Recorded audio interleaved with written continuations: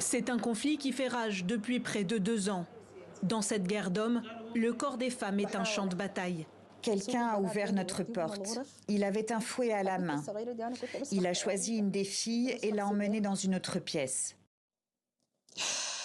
J'entendais la petite pleurer et hurler. Il l'a violée. À chaque fois, elle revenait couverte de sang. Ma petite fille. Dans un rapport intitulé « They raped all of us », ils nous ont toutes violées en français, Amnesty International dénonce le recours atroce et généralisé aux violences sexuelles par les forces de soutien rapide. L'ONG a récolté une trentaine de témoignages entre avril et octobre 2023. Les soldats, les composants, avec leur uniforme, allaient violer impunément devant la famille, les mères, parfois des jeunes filles de 15 ans, attachées à un arbre une femme pour ensuite la violer.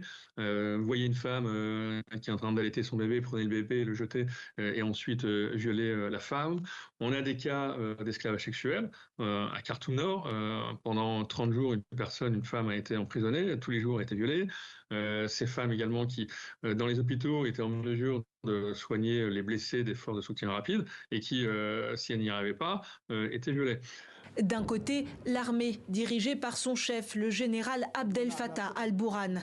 De l'autre, les forces paramilitaires de soutien rapide, FSR, commandées par son ancien adjoint, Mohamed Hamdam Daglo.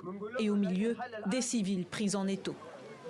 L'un d'eux m'a dit que je devais coucher avec lui et j'ai répondu « Tue-moi, car je ne connaîtrai que mon mari. Ce sont des monstres. » Non, en fait, même les monstres sont meilleurs qu'eux.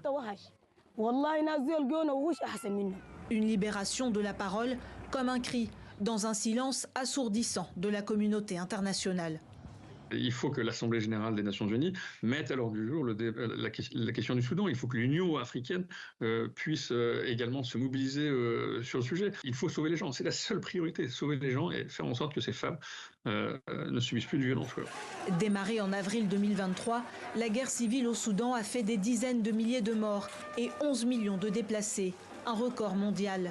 Les deux parties sont accusées de crimes de guerre, condamnés par le droit international humanitaire. C'est le cas des violences sexistes et sexuelles.